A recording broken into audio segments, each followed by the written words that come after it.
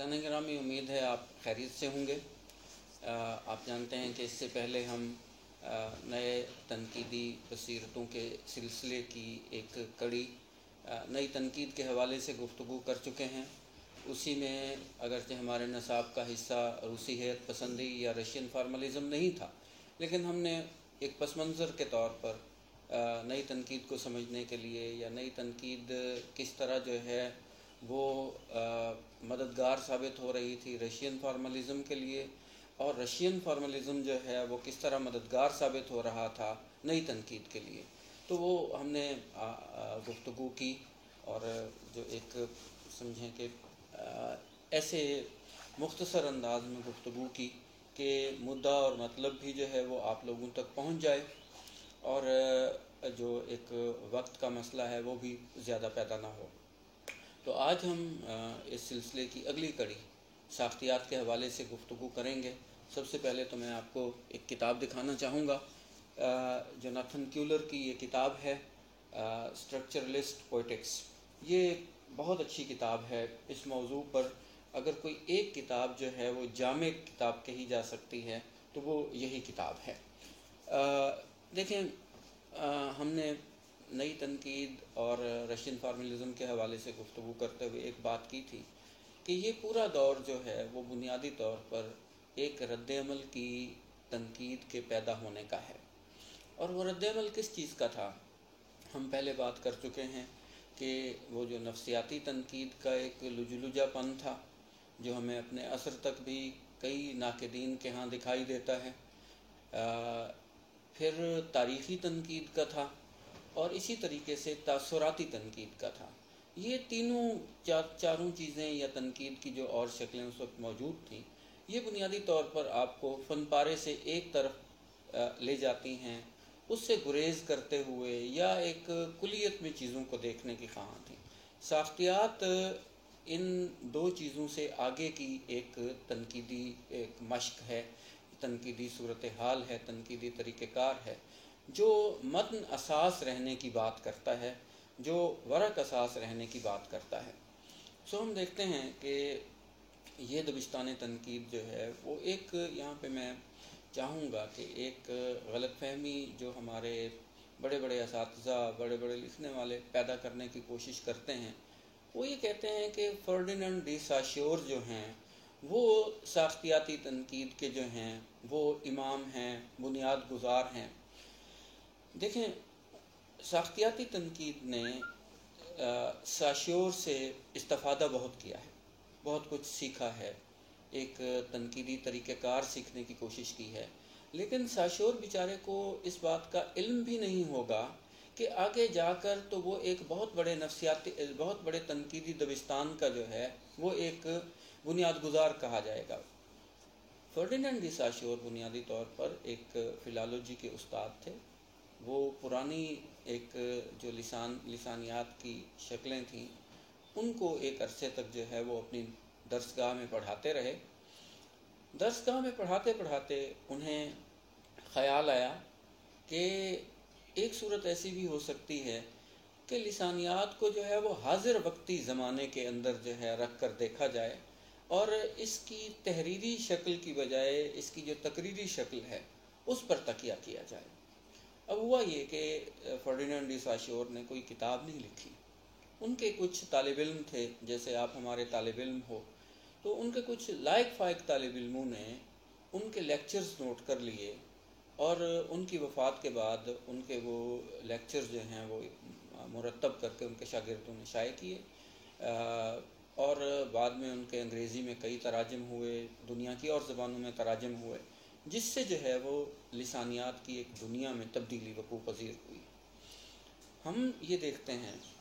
کہ ساختیات کی جو افزائش ہے اس میں بنیادی ایک جو سمجھیں سلسلہ ہے یا بنیادی ایک مواد ہے وہ تو ساشیور نے جو ہے وہ ہمیں مہیا کیا، لیکن اس کے بعد جو ہے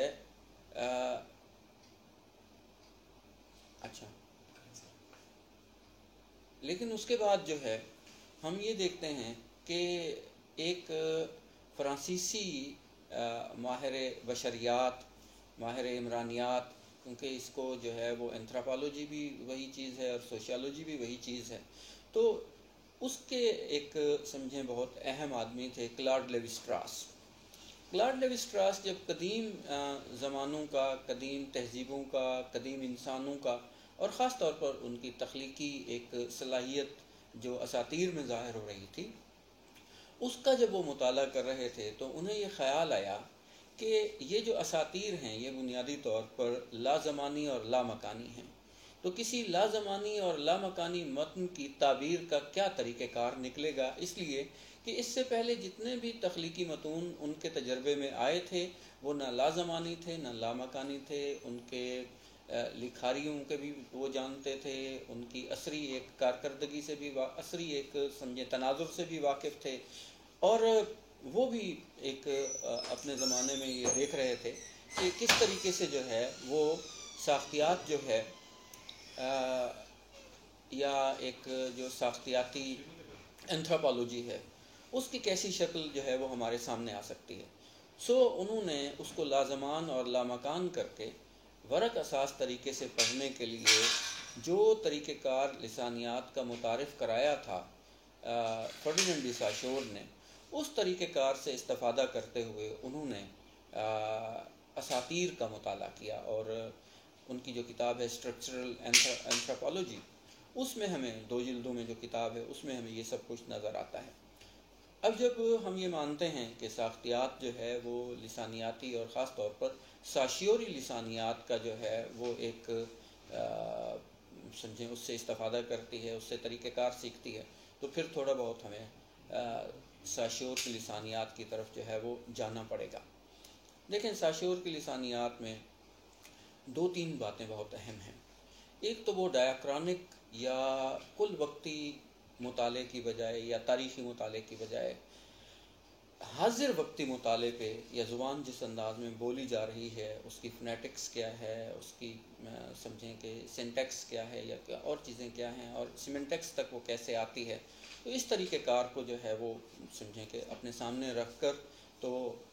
لیوی اسٹراس نے جو ہے وہ ایک طریقہ ان اساطیر کی تفہیم کا نکالنے کی کوشش کی. سو ہم یہ دیکھتے ہیں کہ 2-3 باتیں جو ساشور کی لسانیات سے لیوی اسٹراس نے سیکھی وہ کیا تھی. پہلی بات تو یہ ہے کہ ایک لسانی نشان ہوتا ہے جو سگنیفائڈ اور سگنیفائر سے یا دال اور مدلول سے جو ہے وہ مل کر بنتا ہے. پہلی بات تو تھی وہی حاضر وقتی اور کل وقتی والی. دوسری بات جو ہے وہ کہ بھئی لسانی نشان کیا ہے، وہ 2 چیزوں سے مل کر بنتا ہے. ایک سگنیفائڈ ہے، ایک سگنیفائر ہے. سگنیفائر جب آپ کے ذہن تک رسائی حاصل کرتا ہے تو وہ سگنیفائڈ بن جاتا ہے، یعنی ایک معنی کی طرف اشارہ کر رہا ہے اور ایک معنی جنم لے رہے ہیں آپ کے ذہن میں. دوسری بات جو ہے وہ یہ ہے کہ زبان کی کارکردگی جو ہے وہ 2 حوالوں سے دیکھی جا سکتی ہے. ایک اس کی لانگ ہے، ایک اس کا پیرول ہے. مطلب ایک جو ہے وہ کینن ہے زبان کا، یا ایک زبان کا ذخیرہ ہے، کارکردگی کا ایک نظام ہے، اور دوسرا اس کی کارکردگی ہے. جو نظام ہے اس کو لانگ کہا گیا، اور جو سمجھیں اس کی کارکردگی ہے اس کو پیرول کہا گیا. اور بعد میں چومسکی نے بھی اس حوالے سے کچھ اہم باتیں کی ہیں اور لسانیات کے سلسلے کو آگے بڑھانے کی کوشش بھی کی ہے. سو یہیں سے جو ہے وہ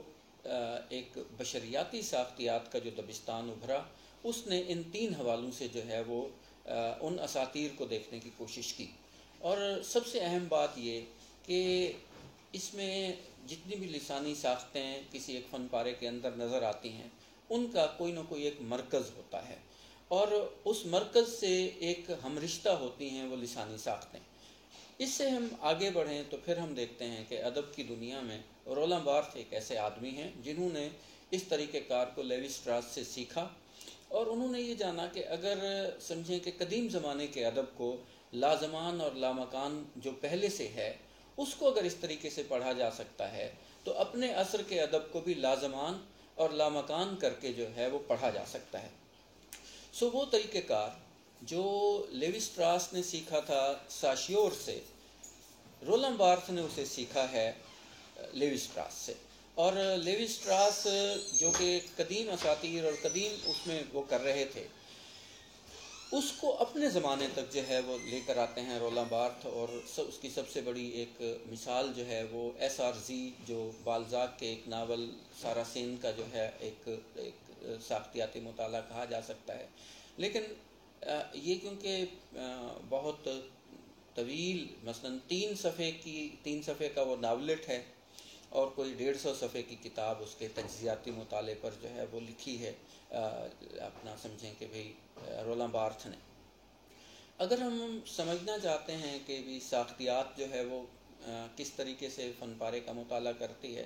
تو بجائے ایس آر زی کے بڑے ایک متن کو دیکھنے کے، ہم ایڈیپس کی میتھ کا جو تجزیہ کیا ہے لیوی اسٹراس نے، اس کی طرف جاتے ہیں کہ وہ کس طریقے سے ہے ان کہانی کے اندر موجود ساختیں بناتا ہے، متھیم بناتا ہے، یعنی کیونکہ متھ سے ہے تو وہ متھیم بناتا ہے۔ تو اسی طریقے سے جو ہے وہ ہم کسی فن پارے کے بھی ایسے اجزاء جو ہے وہ بنا سکتے ہیں، جیسے کہ رولاں بارتھ نے جو ہے وہ بالزاک کے ناولٹ کے بنائے ہیں، 500 سے زیادہ جو ہے وہ اس نے ایسے اجزاء بنائے ہیں، اور ان کی مدد سے اس کو پڑھنے کی کوشش کی ہے۔ اب یہ جو اجزاء ہیں یہ کس طرح ترتیب پاتے ہیں، اس کو ہم اس ایک سمجھیں اس کے ساتھ سمجھ سکتے ہیں۔ یہ دیکھیں کہ یہ ایک ہم نے سادہ سا ایک وہ چارٹ بنایا ہے، اور اس کو جو ہے کچھ اجزاء میں بانٹا ہے۔ یہ مختلف ساختیں ہیں، اس کا کہیں نہ کہیں مرکز کوئی ہوگا، کوئی یہاں ہو سکتا ہے، کوئی یہاں ہو سکتا ہے، اس ساخت کا اس سے تعلق ہو سکتا ہے، اس ساخت کا اس سے تعلق ہو سکتا ہے، اور انہی تعلق کی بنیاد پر کوئی نہ کوئی ایک مرکز جو ہے وہ بدلتا رہے گا، لیکن ایک مرکز ضرور رہے گا، اور مرکز جو ہے وہ موجود رہے گا۔ اب یہ جو سمجھیں کہ اسی تصویر میں یہ جو خانے آپ کو نظر آ رہے ہیں، انہیں آپ متھیم سمجھیں یا اس کے کچھ اجزاء سمجھیں، انہی اجزاء کی مدد سے جو ہے وہ آپ ان کا مطالعہ کر سکتے ہیں کسی بھی متن کا۔ یہ پورا ایک متن ہے ایک طرح سے، یہ چوکٹھے میں اس متن کے مختلف اجزاء کر دیے گئے ہیں، اس کا کوئی مرکز ہوگا، اور اس کے کچھ کوڈز اور کنونشنز ہوں گے۔ اب وہ کوڈز اور کنونشنز جو ہیں وہ کتنے ہو سکتے ہیں؟ وہ 5 کوڈز اینڈ کنونشنز کی طرف جو ہے وہ رولاں بارتھ نے اشارہ کیا ہے کہ تعبیری ہو سکتا ہے، علامتی ہو سکتا ہے، حرکت پذیر ہو سکتا ہے، متحرک ہو سکتا ہے، اور معنیاتی ایک وہ ہو سکتا ہے۔ 5 طرح کے کنونشن، لیکن ضروری نہیں ہے کوڈز جو ہیں وہ ضروری نہیں ہے کہ کسی ایک فن پارے کے اندر وہ 5 کوڈز موجود ہوں۔ کسی میں 3 ہو سکتے ہیں، کسی میں 4 ہو سکتے ہیں، کسی میں 1 بھی ہو سکتا ہے، لیکن پھر کر یہ ایک مرکز کی طرف اور مرکزی معنی کی طرف جو ہے وہ یہ ہمیں لے جاتا ہے۔ اب بات یہ ہے کہ لیوی اسٹراس اور اس کے بعد رولاں بارتھ، اور رولاں بارتھ کا بھی کچھ عرصے کے بعد جو ہے وہ گریز کرنا ساختیات سے، ساختیاتی مطالعوں سے۔ لیکن اس میں ایک بات میں دلچسپ آپ کے ساتھ جو ہے وہ سانجھ کرنا چاہوں گا، وہ یہ کہ اس کے بعد جو ہے وہ جب لوگوں نے دیکھا کہ بھئی اگر ایک کہانی ہے اس کا مطالعہ اس طرح کیا جا سکتا ہے، اسی سے بیانیات کا بھی ایک سلسلہ آگے چلتا ہوا میں نظر آتا ہے۔ لیکن ہوا یہ کہ ایڈمنڈ لیچ اور کچھ اور لوگوں نے جو ہے وہ بائبل کے کچھ جو ہے وہ ساختیاتی، بائبل کی کہانیوں کے کچھ ساختیاتی مطالعے کیے۔ تو اسی زمانے میں ایک صاحب تھے فرانس میں، محمد ارکون، جو مسلمان ہو گئے، انہوں نے قرآن کی کچھ کہانیوں کا بھی ساختیاتی مطالعہ کرنے کی ایک کوشش کی، اور انہوں نے جو ہے وہ ہمارے اس وقت کے ایک بڑے نقاد جو فرانسیسی زبان سے واقف تھے اور فرانس کے عاشق تھے، اور بعد میں جو ہے وہ ایک اور رو کی طرف چل پڑے، جناب محمد حسن عسکری، انہیں ایک خط لکھا جس میں انہیں کہا کہ بھی وہ قرآن کی کچھ کہانیوں کا جو ہے وہ ساختیاتی مطالعہ کرنا چاہتے ہیں۔ تو محمد ارکون کو ایک خط فرانسیسی زبان میں حسن عسکری صاحب نے لکھا، جس کے 2 تراجم ہمارے سامنے ہیں، ایک ترجمہ مظفر علی سید نے کیا تھا اور ایک ناصر بغدادی نے کیا۔ اس خط میں محمد حسن عسکری نے جو ہے وہ کچھ تہذیبی بنیادوں پر، کچھ ثقافتی بنیادوں پر محمد ارکون کو جو ہے وہ قرآن کی ان کہانیوں کا اس طریقے سے تجزیہ کرنے سے روکا۔ اور اب یہ میرے علم میں نہیں ہے کہ بھی محمد ارکون ان کی اس بات سے جو ہے رک گئے یا انہوں نے قرآن کی کچھ کہانیوں کا ساختیاتی مطالعہ کیا، لیکن ایڈمنڈ لیچ نے جو 3-4 مجموعے جو ہے وہ مرتب کیے، اور ایک بہت سمجھیں شاندار متن کی جو ہے وہ اس طریقے سے ساختیاتی قرت کی یا ساختیاتی پڑھت کی، تو وہ بہت شاندار سمجھیں کہ انداز ہے۔ اسی طریقے سے جو ہے وہ ڈیوڈ لاج وغیرہ نے بھی کچھ کہانیوں کے ساختیاتی مطالعے کیے۔ کیٹ ان دا رین سب سے اچھا ان کا تجزیہ ہے۔ لیکن ہمارے ہاں یہ ہوا کہ بہت سارے مباحث چھیڑے گئے، 10-15 لوگوں نے ساختیات کا تعارف کرانے کی کوشش کی، لیکن یہ تنقیدی دبستان اردو میں سوائے ایک لنڈا ونٹک ایک روسی خاتون تھیں، انہوں نے رشید امجد کی کچھ کہانیوں کے اور خوشیوں کا باغ کے کچھ ٹکڑے جو ناول کے طور پر نہیں افسانے کے طور پر شائع ہوئے تھے، ان کے کچھ اس طریقے سے جو ہے وہ تجزیاتی مطالعے، ساختیاتی تجزیاتی مطالعے کرنے کی کوشش کی۔ لیکن اردو کا کوئی بڑا متن جو ہے وہ ساختیاتی مطالعے کا ایک موضوع نہیں بن سکا۔ صرف 4 یا 5 افسانے ایسے ہیں میری نظر سے جو گزرے ہیں جن کا جو ہے وہ ساختیاتی مطالعہ کچھ لوگوں نے کیا ہے۔ حالانکہ یہاں پہ غزل کے اندر بھی اس کے امکانات موجود تھے، مثنوی میں بھی امکانات موجود تھے، کچھ ناولٹ بھی اس طرح کے لکھے گئے جن کے ساختیاتی مطالعے جو ہیں وہ کیے جا سکتے تھے۔ تو آخر میں میں وہی کہوں گا کہ یہ پورا میدان آپ لوگوں کے انتظار میں ہے۔ آپ اس طریقہ کار سے بہت کچھ سیکھ سکتے ہیں، اور اگلا جو آپ کا سیمسٹر ہوگا وہ ظاہر ہے کہ اس میں عملی تنقید ہے۔ تو اس وقت پھر ہم ایک بار کوشش کریں گے کہ جتنے اہم تنقیدی دبستان ہیں ان کے طریقہ کار پر ایک ایسی گفتگو کی جائے کہ آپ لوگ جو ہے وہ مستقبل میں خود اردو کے ادبی متون کے ساختیاتی مطالعے کر سکیں، پس ساختیاتی مطالعے کر سکیں، تانیثیتی مطالعے کر سکیں۔ اس راہ میں کچھ مشکلات ہیں، کچھ مشکلات طریقہ کار کی ہیں، کچھ ہمارے تہذیبی موانعات کی ہیں جن کی طرف میں نے اشارہ کیا کہ محمد حسن عسکری نے جو ہے وہ محمد ارکون کو کیوں روکا۔ تو بہرحال بات یہ ہے کہ یہ میری تمام گفتگو جو ہے یہ تو محض ایک ابتدائی گفتگو ہے۔ پڑھنا آپ نے ہے، مواد آپ کے پاس سب موجود ہے۔ میں نے کچھ کتابیں آپ کو دکھائی ہیں، ایک کتاب یہ دکھائی ہے، اور ساختیات کے حوالے سے ایک اور مجموعہ جو ہے وہ ناصر عباس نیر صاحب نے مرتب کیا تھا۔ اسی طریقے سے جو ہے وہ ایک اور کتاب میں آپ کو دکھانا چاہوں گا، یہ مغرب میں جو ہے وہ مغرب میں تنقید کی روایت، یہ بہت اچھی کتاب ہے۔ اچھا، اسی طرح جو ہے وہ یہ عتیق اللہ صاحب، پروفیسر عتیق اللہ صاحب کی کتاب ہے، یہ آپ دیکھ رہے ہیں۔ انہوں نے ایک اور کتاب جو ہے وہ مرتب کی ہے 10 جلدوں میں، تنقید کی جمالیات، اس کی بھی ایک پوری جلد میں ساختیات کے حوالے سے جو ہے وہ مباحث موجود ہیں۔ اور بھی بہت سارے لوگوں نے لکھا ہے۔ میں نے اس دن بھی آپ سے کچھ کتابوں کے جو ہیں وہ اس طرح سرے ورق جو ہے وہ سانجھ کیے تھے، اور آپ کو بتایا تھا کہ یہ آپ کو مروب کرنے کے لیے نہیں بلکہ آپ کو یہ بتانے کی غرض ہے کہ اتنا مواد موجود ہے، آپ گھر بیٹھے ہوئے پریشان نہ ہوں، آپ کو نیٹ سے چیزیں مل سکتی ہیں، ریختہ.com سے جو ہے وہ بہت ساری چیزیں جو ہیں وہ آپ پڑھ سکتے ہیں، ان تک آپ کی رسائی ہے۔ اور ویسے بھی جو ہے وہ کچھ PDF جو ہے وہ کتابیں PDF کی شکل میں بھی موجود ہیں۔ تو یہ ساختیات کے حوالے سے ابتدائی گفتگو ہم نے کی، اور آگے جو ہے وہ آپ میں سے ہی کچھ لوگ جو ہیں وہ اس تنقیدی دبستان کو اختیار کرتے ہوئے اردو میں عملی ساختیاتی تنقید کے کچھ نمونے پیش کریں گے۔ اس بہتر دعا کے ساتھ خدا حافظ۔